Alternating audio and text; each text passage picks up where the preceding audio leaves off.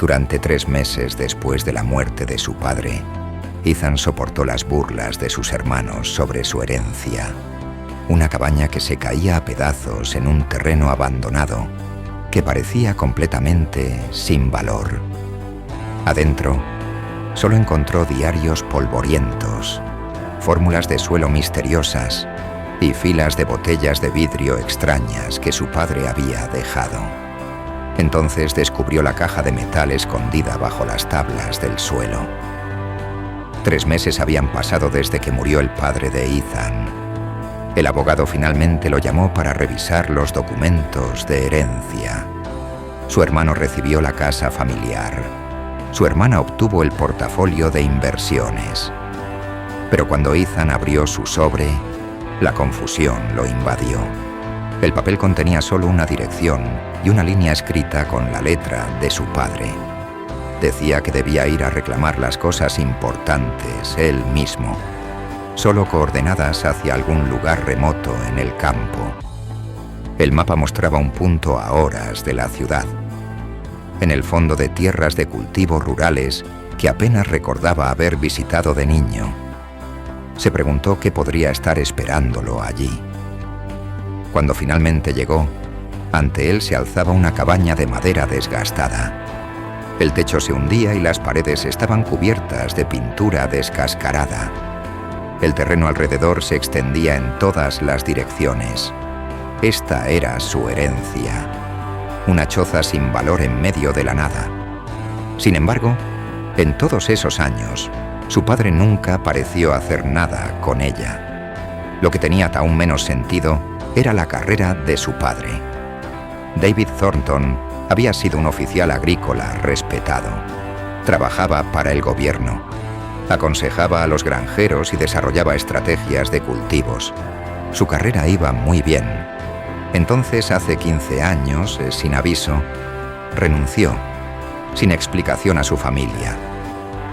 Ethan empujó la puerta de la cabaña. Adentro encontró una mesa de madera simple cubierta de papeles. A lo largo de una pared, estantes viejos tenían filas de pequeñas botellas de vidrio.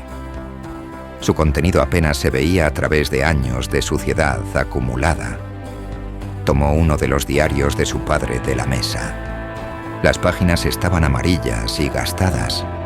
La letra de su padre llenaba cada línea con fórmulas de suelo, gráficos de temperatura y fechas que abarcaban años, pero nada explicaba lo que había estado tratando de lograr. Una tarde, mientras el sol comenzaba a ponerse, Ethan estaba limpiando el espacio de trabajo. Cuando movió la pesada mesa de madera para barrer debajo, escuchó un sonido hueco. La tabla del suelo de abajo no estaba alineada con las otras. Se arrodilló y la examinó más de cerca. La tabla estaba suelta. Usando sus dedos, la levantó con cuidado. Bajo el suelo, escondida en una pequeña cavidad, había una caja de metal. Las manos de Ethan temblaron cuando la sacó. La caja era más pesada de lo esperado, hecha de acero resistente con un cierre simple. La abrió lentamente. Adentro, protegida por acolchado de espuma, había una botella de vidrio sellada. Pero la etiqueta le llamó la atención. Escrita con la letra precisa de su padre, estaban las palabras Generación 27, resistente a la sequía. Ethan tomó una decisión. Probaría las semillas él mismo. Limpió un pequeño pedazo de tierra cerca de la cabaña. Quitó las malas hierbas y preparó el suelo según las notas de su padre. Entonces plantó las semillas dorado-marrones en filas cuidadosas. Las regó solo una vez, como especificaban las instrucciones. En una semana, algo notable pasó. Pequeños brotes verdes atravesaron el suelo. Para la segunda semana, habían crecido hasta convertirse en plántulas de varios centímetros de alto. La velocidad de crecimiento era inusual, más rápida que cualquier variedad de arroz que Ethan había investigado en línea. Entonces el clima cambió. Una sequía se asentó sobre la región. Pasaron semanas sin una sola gota de lluvia. Los campos vecinos, ya abandonados, se volvieron marrones y se agrietaron. Pero el pequeño terreno de Ethan siguió prosperando. Las plantas se hicieron más fuertes cada día. Sus hojas eran verde oscuro, casi negras bajo cierta luz. Los tallos eran gruesos y densos, apretados juntos. A pesar de no recibir agua adicional, no mostraron signos de estrés. Ethan comenzó a tomar fotografías y recoger muestras de suelo. Comparó todo con las notas detalladas de su padre. Los patrones de crecimiento coincidían perfectamente. La estructura de las hojas era idéntica a los bocetos de su padre. Cada medida se alineaba con décadas de datos registrados. 3 meses después de plantar, en una mañana tranquila de martes, Ethan escuchó vehículos acercándose. Hombres y mujeres en ropa profesional salieron. Llevaban carpetas, cámaras y equipo científico. Una mujer de mediana edad con cabello gris caminó directamente hacia Ethan. Sus ojos estaban fijos en el campo próspero detrás de él. Se presentó como la doctora Patricia Chen, jefa de investigación agrícola en la Universidad Estatal. Su voz temblaba ligeramente mientras hablaba. Explicó que hace años, un hombre llamado David Thornton había enviado investigación a la comunidad agrícola. Su investigación describía una variedad que podía sobrevivir condiciones de sequía prolongadas. Produciría 3 veces más grano por planta que las variedades convencionales. No requería pesticidas o químicos dañinos. Las implicaciones eran asombrosas, pero nadie le creyó. La comunidad científica desechó su trabajo como pensamiento ilusorio.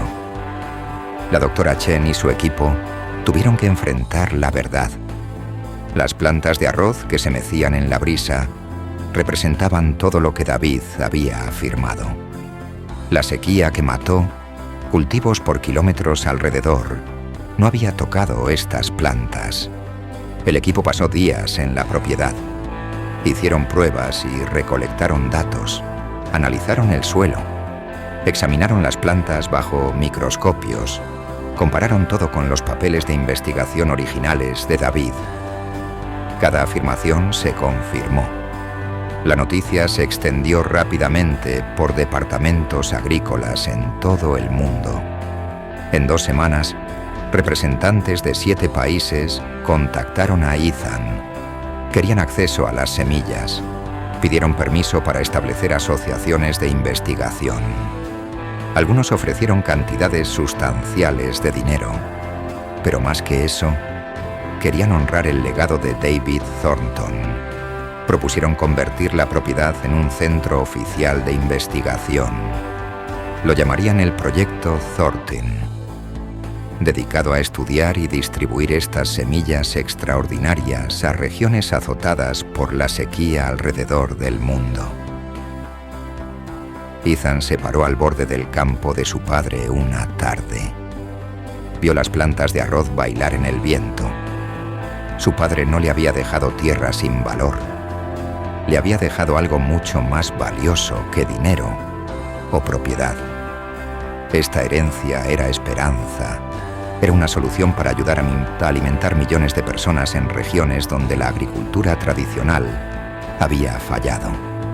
Eran años de dedicación silenciosa, perseguida no por fama o reconocimiento, sino porque su padre creía que importaba. Ahora ese legado pertenecía a Ethan y sabía exactamente lo que su padre querría que hiciera con él. ¿Qué harías si heredaras algo que todos pensaban que no tenía valor, solo para descubrir que podría cambiar el mundo?